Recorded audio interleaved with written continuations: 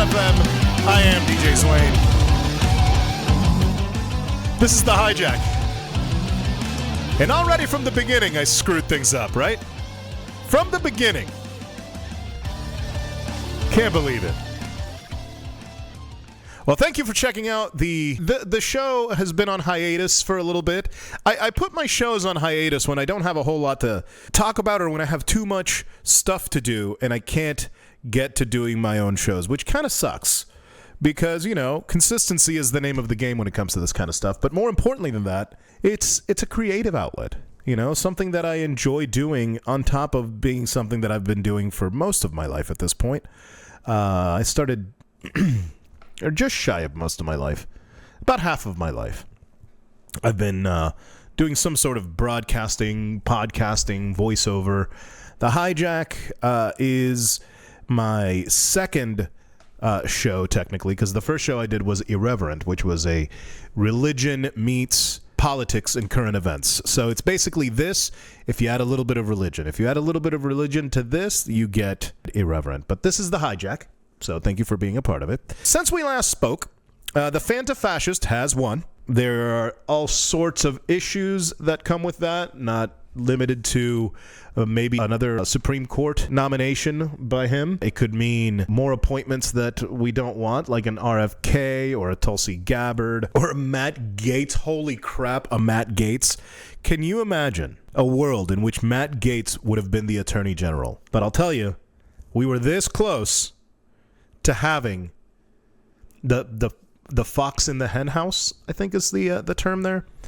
But either way, you heard it here first, folks, because the Dems don't know how to express that they've done even the most minimal thing in favor of the working class. Payless Putin is going to be taking credit for the economy just like he did when Obama handed him the keys. So you will hear the MAGA militia talk about how much better we are doing now that Orange Julius Caesar is in office, completely ignoring the fact that presidential implementations take time for you to see it in your pocketbook because they don't know how things work. So this is how it's going to probably play out. When Discount Evil Mustache Man makes it into office, while he's getting credit for an economy that he had nothing to do with on the positive, and nothing positive to do with it anyway, what's going to end up happening is he's going to take that momentum, give his buddies tax cuts because nobody's going to be paying attention because, hey, he's in office and there's more money in my pocket right now. That's basically somebody who doesn't know how government works thinks about it. So they're going to ignore the tax breaks that his buddies are going to get. The next election, we'll probably end up having another Democrat because, let's face it, there is nobody who has the pull that Trump has. There's nobody. Like, think about who could be. Who's it going to be? Junior? Junior's not going to do it. What's-her-face is not going to do it. The daughter. I say the daughter like he doesn't have more than one. But you know the one we're talking about. Ivanka? I think Ivanka is her name. Yeah, Ivanka. Ivana is the wife, the ex-wife that is buried in a Trump golf course somewhere, allegedly. So when people see, I had more money, they're going to ignore what happens. Orange Julius Caesar is going to give his friends tax breaks, and then the Dems are going to get it again, and then we're going to be back to a shit economy that was created by Payless Putin, and then we're going to go back to Republicans, and it's just going to be that cycle. Because remember, even the minor things that Biden did will affect him positively in the economy. We have a booming. Everybody is saying how we're about to have a booming economy. Now, for a lot of those people, that means that rich people's feelings, in other words, the stock market, is going to be doing well. And that's wonderful for those who own stock. So for those who don't, it is not going to be going well. So what do we do now? The first thing that we need to do is try to get past ranked choice voting. It would help quicker than anything else, because the other things that we need to do is get rid of the Electoral College, which we're not doing. Maybe stop the war in the Middle East. Stop sending money to people that are, that have free health care and education and all of that. One of the main things that caused, speaking of which, one of the main things that caused the Harris-Walz campaign, they were against the protesters. Kamala Harris was in Michigan, which is apparently where all Arabs go when they leave the Middle East and come to the U.S. I thought it was in the Dominican Republic. We have a lot of Lebanese people there. Apparently, Michigan has enough of an Arab population that Kamala lost, and she lost largely because of her position in what's going on in the Middle East. That's just facts. Over 60% of American Jewish students are not in favor of what's going on in Palestine. Kamala yells at protesting Arab Americans in Michigan, they're surprised that she lost. Now, if you don't believe that the war crimes that Israel is committing didn't cost the Dems the election, then you have not been paying attention. People have gotten wise to the fact that powers that be have tried to redefine the term anti-Semitism to mean any criticism of Israel.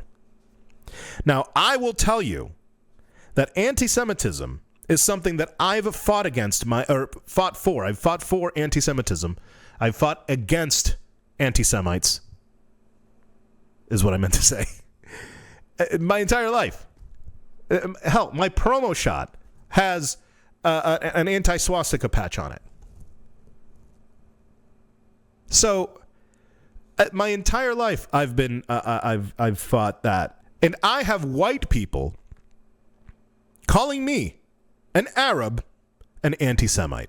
And it's because I call out Israel on the atrocities that they are committing, on their war crimes, because that's what they are. They are war crimes. And of course, all of this has been powered by AIPAC, the American Israel Political Action Committee, which is what it actually stands for. I know they have another acronym for the PAC, but it's a political action committee. We have foreign countries' political action committees literally buying elections. And I am not saying that. They are saying that. They don't even hide it. They buy elections on both sides of the aisle. It's the reason Kamala yelled at the protesters in Michigan, because she knows where her bread is buttered. Do you know that every single politician in Congress has an AIPAC guy? An AIPAC guy, like an agent of AIPAC. Can you imagine if other countries had that? How is this legal? Can we have like a Lebanon, like an ALPAC or ADPAC for the Dominican Republic? No? Then why are we doing it with Israel? And here's another question. Why are we giving Israel weapons? They have universal health care, free education. They literally fly Jewish American kids from here to Israel to give them, the propaganda and also teach them about Judaism. But make no mistake, the state of Israel and Judaism are not the same thing. Do not conflate the two. The IOF, the Israeli Offensive Forces, they're terrorists. By definition. They've killed civilians, way more civilians than Hamas has. So why is that a thing? Why do we have a foreign country? Why is there a foreign country doing this? Can you imagine if we had like Russia or North Korea, when they fly the Jewish kids to Israel from the U.S. to serve the propaganda for a couple of weeks? It's called birthright. Every Jewish kid is eligible. They completely brainwashed is what it is. But then you ask, why didn't they witness the atrocities that people talk about here? Because it's an apartheid state. They treat tourists. It's the first rule of magic. Only let them see what you want them to see. That's it. It's what they do in North Korea. They're tourists, and they treat tourists like North Korea treats them. That's a simple answer. And they don't see the roads that Palestinians have to go through. They only see the roads that Israelis have to go through.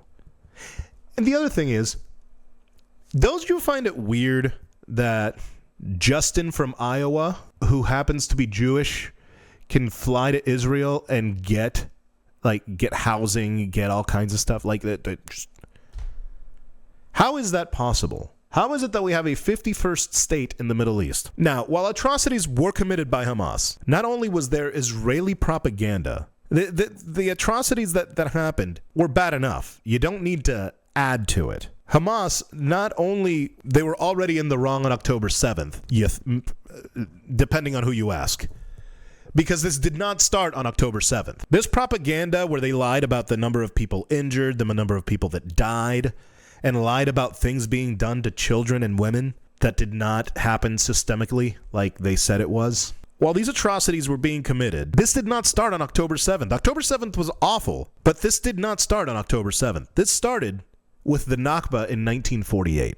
This whole thing started because Palestinians are paying for the crimes of World War II committed by the Germans. The founding of Israel displaced millions of Palestinians because they needed an ethno-state. So that the Holocaust doesn't happen again? Is that why? How does that? I don't know how one and the other are the same. Never again means never again for anybody, including the Palestinians whose homes they took. This has nothing to do with religion. Arab Jews and Arab Muslims lived relatively in peace until 1948. And in 1948, the Nakba happened. And the Nakba translates to the catastrophe, was the beginning of the State of Israel. The State of Israel is younger than my dad. And now Israel is bombing Lebanon. Lebanon, my family's country of origin. Thankfully, my extended family lives further north, and we're not affected by the terrorist attacks so far. The terrorist attacks by the Israeli occupational forces. Thankfully, none of my extended family was hurt, but they live further up north. But I'll tell you, it does feel weird to ask people who share your last name if they are okay from the bombs. And never in my life, because number one, when I was in the Dominican Republic, I didn't talk to a lot of my Lebanese family in Lebanon. But when I moved to the States, we kind of got more connected and that kind of thing.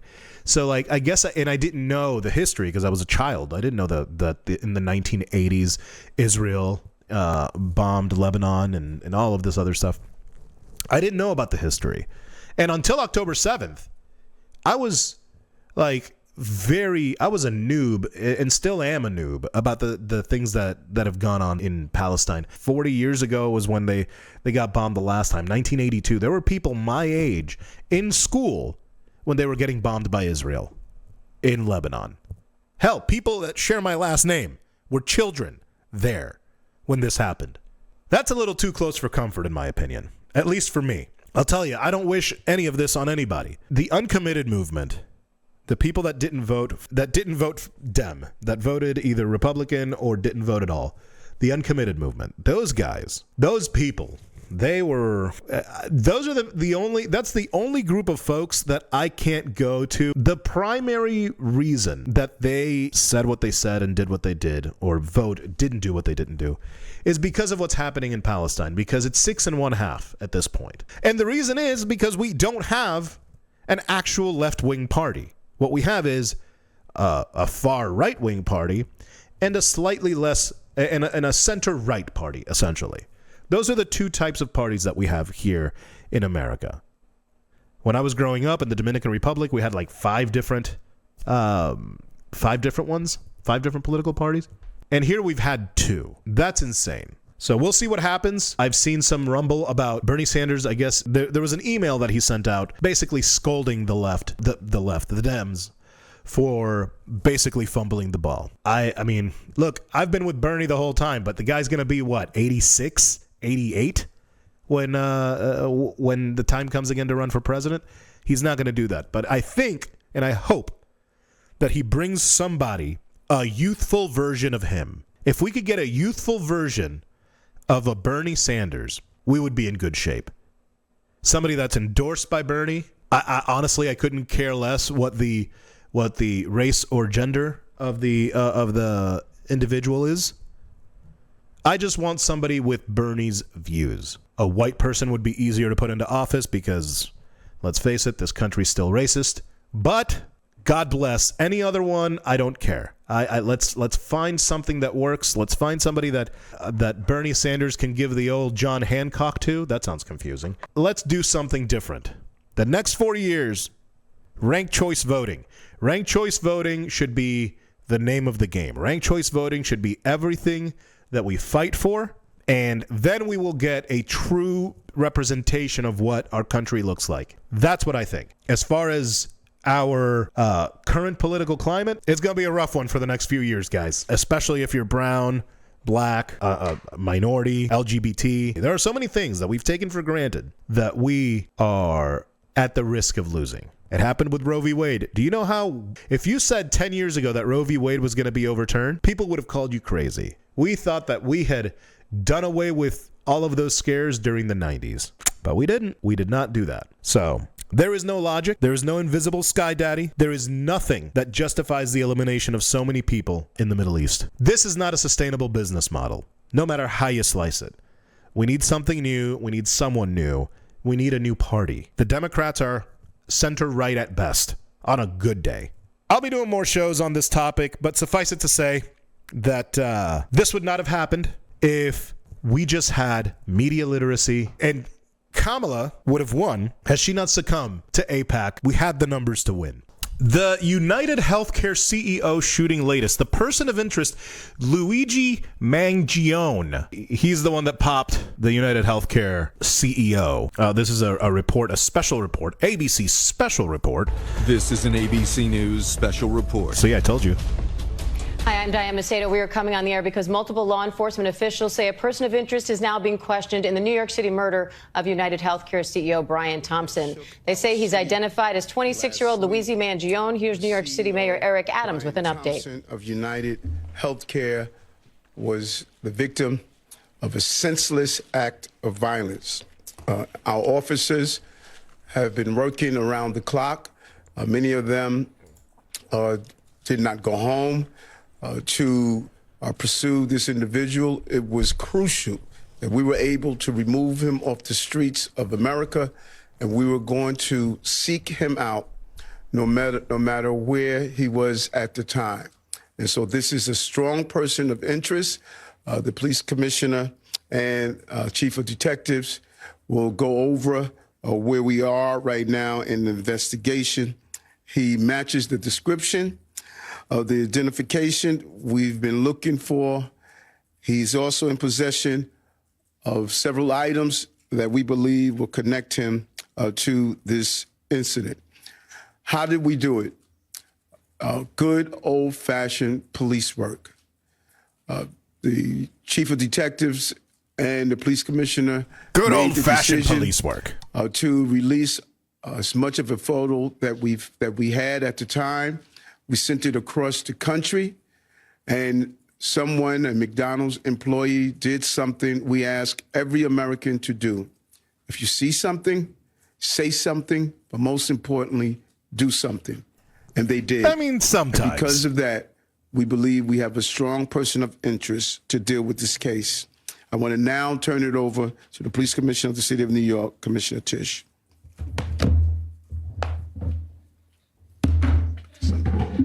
I'm skeptical. Thank you, Mayor. Good afternoon, everyone. I am skeptical that they found this guy. I don't think he did it.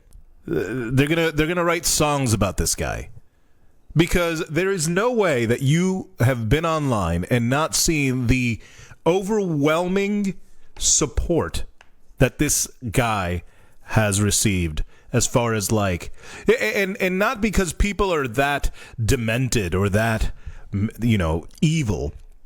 It's because the industry that he represents is so unbelievably evil that it caused this person to go to this level of extreme.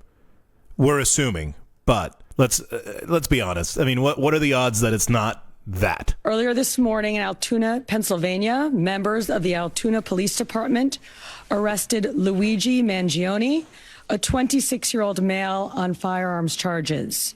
At this time, he is believed to be our person of interest in the brazen targeted murder of Brian Thompson, CEO of United Healthcare, last Wednesday in Midtown Manhattan. The suspect was in a McDonald's and was recognized by an employee who then called local police. Responding officers questioned the suspect, who was acting suspiciously and was carrying multiple fraudulent IDs as well as a U.S. passport. Upon further investigation, Who is this McDonald's employee that ratted out this guy? That's what I want to know. officers recovered a firearm on his person, as well as a suppressor, both consistent with the weapon used in the murder. They also recovered clothing, including a mask consistent with those worn by our wanted individual. Also recovered was a fraudulent New Jersey ID, matching the ID our suspect used to check into his New York City hostel before the shooting. Oh, well, I mean, look, as long as all of that information is legit and it wasn't planted on this guy because he looks like him. All right. I want to know how much money they spent on trying to find this 26-year-old guy. I want to know, and here's why. The amount of money that they spend on the NYPD is so high that I'm willing to bet it exceeds the amount of money that it would take to fix the problems that led to somebody going to these lengths. We're assuming, based on pretty good evidence, if we didn't have the level of atrocious health care that we have, and instead we're spending it on putting poor people in jail, how much more efficient spending if we just gave people health care? Look, the family is going to be mourning, but you know how many families, how many thousands and thousands and thousands of families this guy affected with his decision making?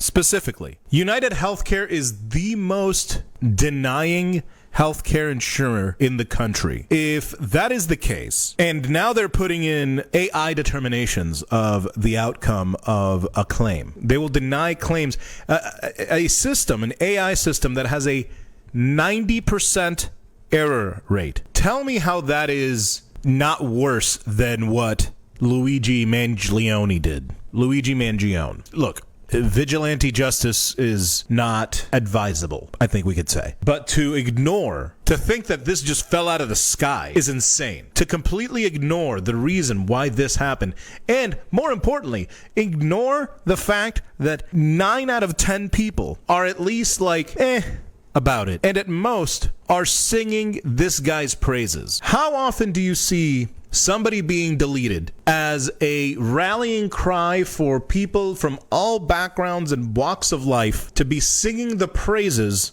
of the deletion of this person? And not because anybody had an issue with this person specifically, but more because he represents an industry that has killed millions. It is that simple. It's not that hard. As the commissioner stated earlier, a male was taken into custody today in Altoona, Pennsylvania this morning. He has been identified as Luigi Nicholas Mangione. He's a male, 26. This guy is offensively from New England. 6 years old. He was born and raised in Maryland. He is a stereotype of a New England cop in New York. We know he has ties to San Francisco, California, and his last known address was Honolulu, Hawaii. He has no prior arrest history in New York. Wow, man. Damn. Luckily, a citizen in Pennsylvania recognized our subject and called local law enforcement. A citizen in Pennsylvania. Who is the citizen in Pennsylvania? The police department responded to the call, and based on their investigation, they notified the NYPD. This investigation is still active and ongoing. Thank you very much.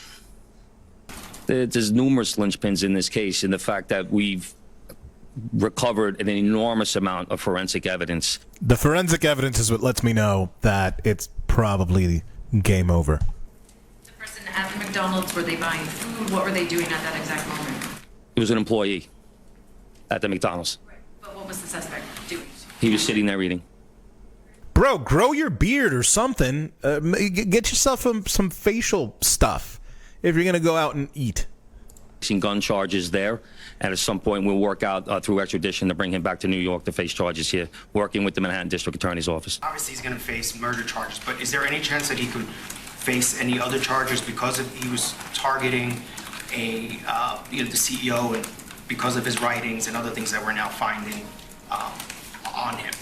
Like what? Like the CEO is some sort of special protected class? Is he going to be extra punished because he killed one of our elite? If they just, they may have just found a fall guy. I don't trust the government enough to believe that this guy is actually the guy. If the forensic evidence is legit and it wasn't planted, then obviously we'll see. Well, let's find out a little bit more about this guy. Mr. Mangione was born and raised in Maryland and has ties to San Francisco and California, according to New York City Chief Joseph Kenney.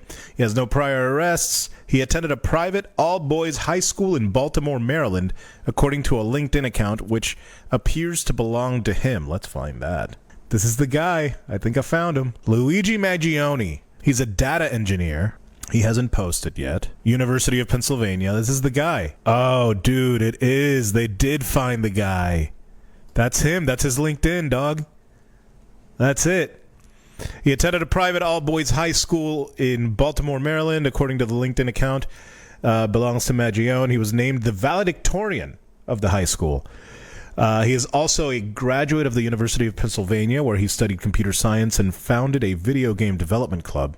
A friend who attended the university at the same time as Mr. Mangione described him as super normal and smart person. I would never have expected this. Mr. Mangione worked as a data engineer for TrueCar, a digital retailing website for new and used cars. Before that, according to LinkedIn, Mr. Mangione worked as a programming intern. Held in Pennsylvania. He was taken into custody at McDonald's. I want to know who this McDonald's employee is.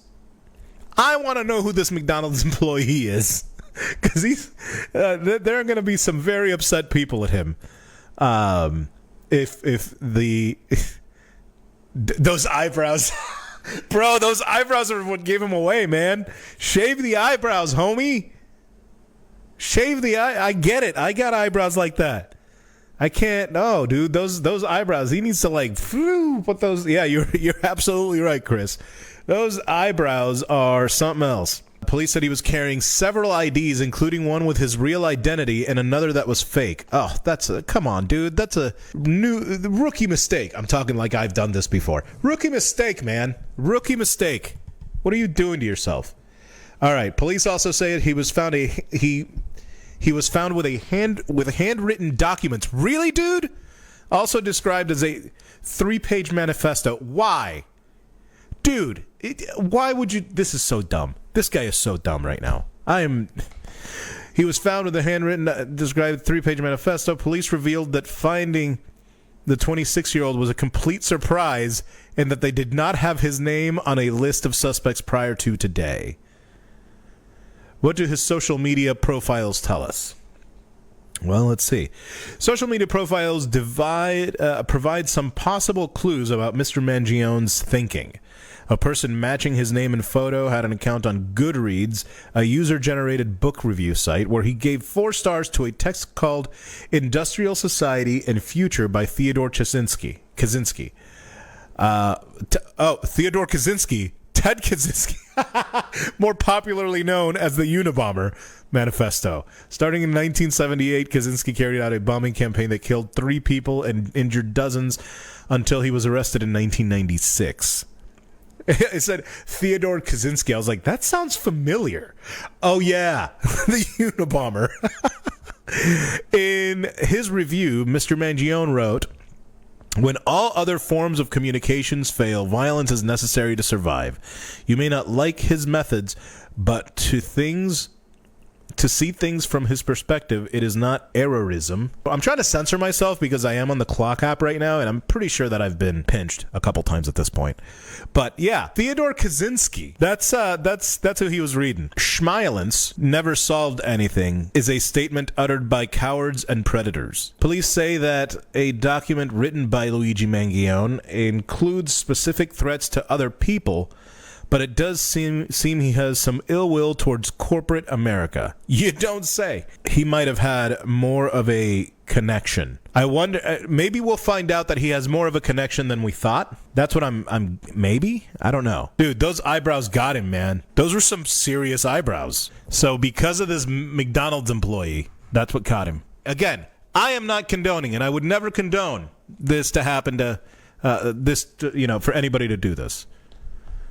But to pretend that this did not come, that this fell out of the sky with zero provocation, is insane. It is an insane thing to think about. I'm going to go over one more story. This one's more of a local story for downtown Orlando. Apparently, over the last few months, there was an Operation Nightcap trying to selling drugs, selling underage. It's an ongoing thing with Orlando nightlife being targeted because of things that have happened that have nothing to do with the bars, shootings and things like that have happened that have nothing to do with the bars. Even the suspects are underage. They weren't out drinking or whatever. They were just youth out causing problems. For that reason, they started Operation Nightcap, which is this waste of our tax dollars. So let's go ahead and listen to Channel 9. 32 people suspected of selling drugs in downtown Orlando bars during an undercover operation. This breaking story you'll see only on 9, right now at 4. It's called Operation Nightcap. It started this past July, and only Channel 9 has details today at 4 o'clock. Good afternoon, I'm Greg Warman. And I'm Darlene Jones. Orlando police started the operation well before this deadly shooting you see here in downtown Orlando. Today, the police chief spoke with investigative reporter Shannon Butler about what they found and the message she has for club owners. She's live in our studio with details. Shannon. Yeah, these are just 11 of the people that were already arrested. Police say they sold drugs inside of the bar. Some of these are employees, others are customers. And they found that some of the clubs weren't following those city measures that were put in place to keep you safe from other crimes, like a shooting. For 5 months, undercover officers have been going into clubs like Bullet Bar, Casey's, and Wall Street. And for 5 months, they've been buying drugs. Bullet Bar, Casey's, and Wall Street. Casey's on Central is a staple in downtown Orlando. That place has survived the tests of time. And I believe there's a Casey's in Ireland, too. I think Casey opened one in Ireland as well. Drugs not only from the customers, but from the employees. In the end, 32 suspects will be arrested and all facing 85 charges. It's a lot of arrests in a short period of time. What's the message here? So the message is that the clubs need to work with us and they need to police themselves along with us, but we got to make a safer downtown for everybody. And drugs are a big part of what's tearing down our community. Operation Nightcap began as an effort to crack down on crime in downtown. It began after the midnight sales permit requirements went into effect, but it wasn't originally the focus. The permit means that the bar has to have an ID reader and these metal detectors. But soon, police realized there was a pattern and found, in the end, that 24 bars weren't doing what they were supposed to. They then served 150 violations to the bars on top of those arrests. But my bigger issue is that the officers were able to walk into the clubs with guns. With guns, the after-hour permit's supposed to take care of that. And some of the undercovers were able to walk in with IDs from the opposite sex, the opposite race, and they all were carrying guns. And what we found is that most the opposite race clubs aren't correctly wanding or correctly searching. Now the chief hopes this will be a wake-up call for everyone, that it will take more than just police to make downtown safer. But this is something that had to be done to stem the tide.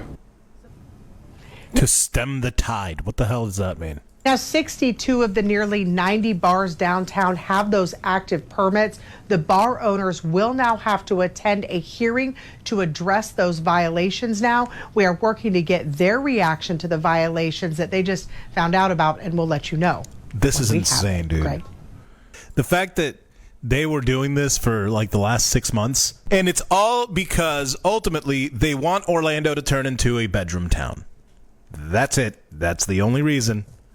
Let's call it what it is. And until they accomplish that, they're just going to keep it going. Cops going in and doing stuff, and it will not be for safety. It is not going to be a safety situation. It is going to be a situation of we have a revenue to uphold, you know? And now you look at the amount of money we're spending on policing versus the amount of money that we could spend just rectifying this stuff. 100% of what we've spoken about today, 2 stories, because I wanted to add these 2 stories before I finished editing the Hijack, which you can find on the Hijack The End on YouTube and IG and TikTok and all of that jazz. Twitch, if you want to be part of the live conversation.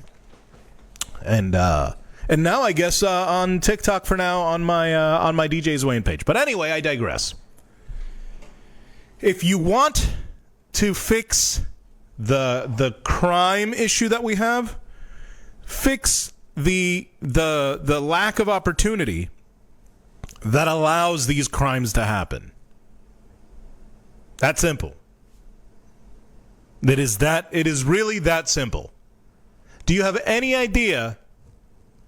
I want to know, is there any other industry aside from healthcare, housing, like executives in those types of industries, any other type of industry that you can think of? If the CEO for Arizona Iced Tea got murked, or the CEO of Costco, a man who threatened to kill the dude, they're trying to raise the price of hot dogs, and the CEO for Costco says, if you do that, I will murk you. So if those two CEOs, the two CEOs that I just mentioned, the CEO of Arizona Iced Tea and the CEO of Costco, if either one of those two got murked, do you think that it would have the same reaction as the CEO for United Healthcare? I really don't think so. I think we would have candles made. You know how they did with Fauci? Those candles that they made with Fauci? They would have those types of candles for the CEOs because they are good people. Arizona Iced Tea hasn't raised their prices since like the 90s, I think. You could still get Arizona Iced Tea for like 99 cents or whatever. And the $1.50 hot dogs are a staple in Costco. And guess what? Because of those two CEOs doing that, that was enough for it to be a story, a news story. They're getting so much publicity out of the fact that they don't try to screw their customers over, that it's worth way more. It's worth way more than the amount of money that it's the short money versus the long money. You're going to have, if Costco keeps this up, if Arizona Iced Tea keeps this up, what are some other benevolent companies like that? Not benevolent companies, because a company is a company, but people that run these companies, the CEOs, the heads of these companies. What other people do we have that we can identify as benevolent as a CEO can be? Those two are the only two I can think of. So you let me know. But going back to the Operation Nightcap in downtown Orlando, that is a wild thing to witness. The downfall of a vibrant downtown that I started in. I started DJing in downtown in 05, maybe 06, and I gotta tell you, it was awesome. And now I'm DJing 20 minutes north in downtown Sanford, and it reminds me of 2007 downtown Orlando. It's a better vibe. You don't feel like you're about to get shot, which apparently happens a lot now in downtown Orlando. I only go to Orlando these days for shows, like a hardcore show or a punk show, or to get some Gringos Locos. Or to get some, and even that I can go to the Milk District for. The Milk District and the Mills District have saved Orlando's nightlife. You know, Will's Pub, Little Indies, that little area right there, and then the Milk District as well. Both of those areas have been the saving grace of Orlando nightlife. It has been some of the only places that I go to. The last time I go to Will's Pub, I'm probably at Will's Pub once every few months for a show, and then I hightail it right back down to Sanford for the rest of the nightlife. Or I'll stay and hang out with the band or hang out with whoever I'm hanging out with. But as far as like regular going, Sanford nightlife. That's going to be the Central Florida saving grace. That is the Central Florida saving grace in nightlife is downtown Sanford, Milk District, and Mills District. Is it not going to work? Hold on. Yeah, no, it's not going to work. All right, cool. Well, we are... There it is! Jesus Christ, why did it take so long? That's really dumb. My name is DJ Swain. Thank you so much for hanging out. Thank you so much for being a part of the show. Follow the end.fm. Follow the end, the Hijack the End on all of the socials. Follow Irreverent the End on all of the socials. Check me out next time. I'll probably be doing one of these about once a month. So thanks for hanging out. Peace.